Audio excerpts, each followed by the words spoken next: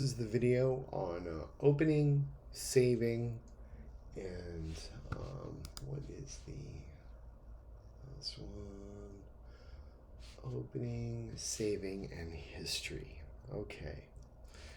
So there's a few ways to open files. You can go File, Open, and that will give you your most recent open dialog box. Cancel that. You can go File, Open Recent, and then this is a list of the current, or not current, but the recently used files. Okay. You can also clear that file list. The shortcut is Command O, which you can find here. See, Command O. That is also known as Apple, so Apple O. That will just launch the dialog box directly, just like that. And then also in the beginning, I don't know if you saw, but there's a dashboard that will have recent files there. You can just click on one of those. So for this example, I'm using the original PSD. Okay. And so the first thing I'm going to talk about is the history palette. Okay. So I'm going to go in here and move this here and then put this up here and just do a bunch of weird things to it like this, and here's the file like this now. Okay, if we look over here on the right hand side, okay, right here, this is the history palette. It shows us the original file, so I could click on that and it takes me to the original. Okay, or I can click on one of the transformations and take it back to that state. Okay.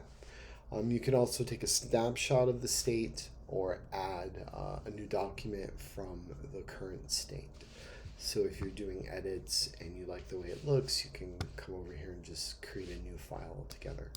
But all it really is for in your situation is to navigate mistakes. So if you've made a mistake, instead of just using the Command Z function to undo, you can come over to your history palette and just go back in time to where you need to be.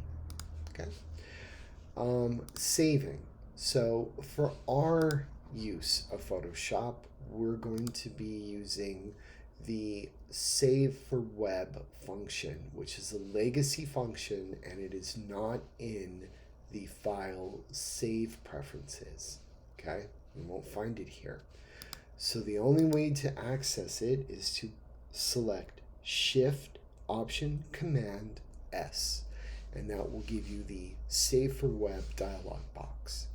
Now, this is the optimized version of the file, right? So you can see over here the file size, and then what we're going to do is adjust the quality via the slider.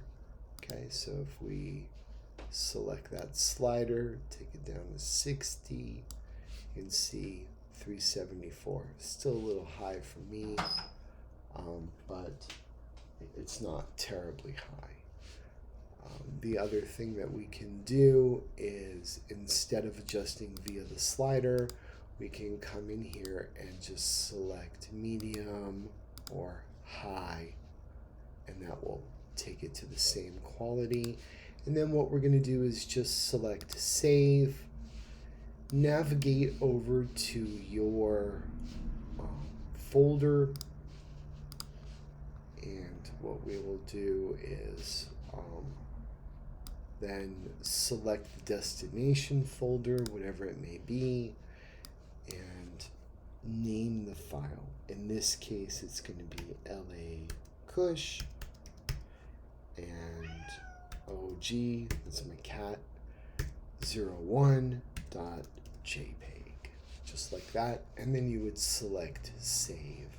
In this situation, I'm going to cancel out, cancel back out all the way.